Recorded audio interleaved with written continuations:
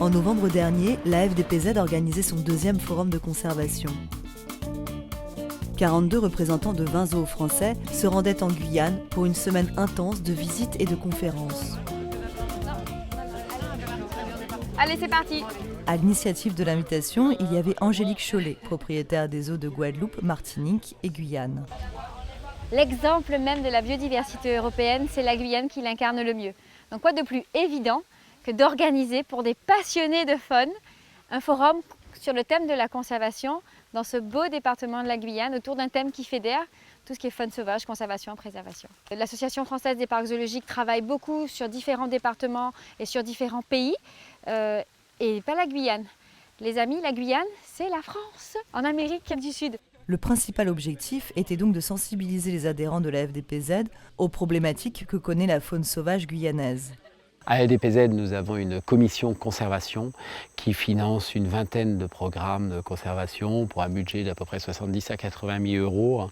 Et ça permet à des collègues de financer directement la commission conservation qui finance un certain nombre de programmes depuis des années. Et tous les 2 ans, nous essayons d'organiser un voyage, un déplacement. Et nous avons la chance d'avoir des territoires d'outre-mer exceptionnellement riches.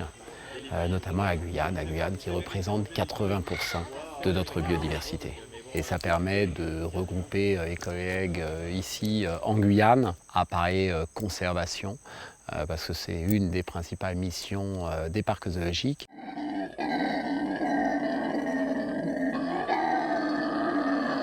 Le zoo présente principalement des espèces locales, parfaite entrée en matière pour montrer la faune sauvage guyanaise. Il traverse par ailleurs une forêt d'où il est possible d'observer des animaux sauvages. L'écologie en Guyane, ça commence dans les années 70.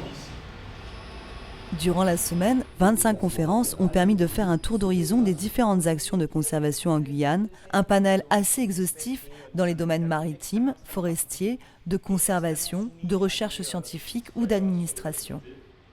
C'est un petit département, on est 250 000 et on a 25 programmes qui peuvent venir parler à la FDPZ. On a discuté avec des gens qui sont vraiment d'un très haut niveau et c'est ça qu'on attend, c'est de l'échange. On fait partie de nombreux réseaux, nos zoos de Guyane, et les zoos de Guadeloupe et Martinique aussi, la FDPZ bien sûr, l'ALBZA, l'Amérique latine, le HASA, l'Europe. On n'arrête pas de communiquer, d'échanger. C'est ça qu'on attend, c'est monter un réseau efficace et partager un maximum. En plus des experts guyanais, Arnaud Desbier, grand spécialiste du tatou géant au Brésil, ainsi que Gerardo Garcia, expert international des amphibiens et des reptiles, sont venus partager leur expérience sur leur programme de conservation. Par ailleurs, Jean-Baptiste Decotte, responsable de Vigilife, a présenté une méthode innovante de détection des différentes espèces présentes dans un milieu. Celui-ci se fait grâce à la détection d'ADN à partir d'échantillons de terre, d'eau ou de fesses.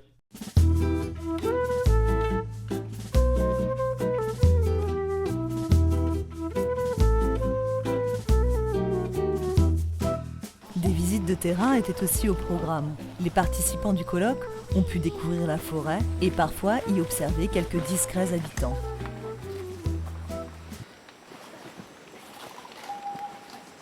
Je dirais que ça apporte de l'énergie.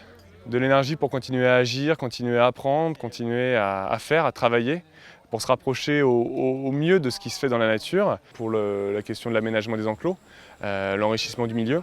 C'est des choses où la nature en fait apporte beaucoup, qu'on peut ensuite adapter à nos propres structures pour le bien-être animal. Les mâles se positionnent à proximité des sites de nidification des femelles. Il faut des grottes. Il faut des grottes pour qu'elles nidifient les femelles, donc s'il n'y a pas de grotte, il n'y a pas de coque de roche. C'est important d'emmener les gens sur le terrain parce qu'on voit aussi les problématiques, il y a des problèmes dont on ne se rend pas compte forcément de chez nous. On n'est pas que des financiers, il faut être acteur de la conservation et quand on dit acteur de la conservation, là on y est. Et je pense que c'est vraiment important et il y a peut-être des gens qui, suite à ça, ça peut aussi donner des idées parce qu'un problème de conservation, c'est dans sa globalité, c'est pas que de l'argent, c'est des fois très peu d'argent même, mais par contre c'est très efficace sur un terrain et c'est beaucoup plus palpable. Ça fait longtemps que je pense effectivement à avoir une action de conservation. On n'a pas les moyens qui nous permettent d'initier nos propres opérations. Et donc de trouver des associations qui sont impliquées dans ce travail, nous ça nous intéresse pour participer effectivement des choses qui sont en place, qui sont faites ici en Guyane, quoi.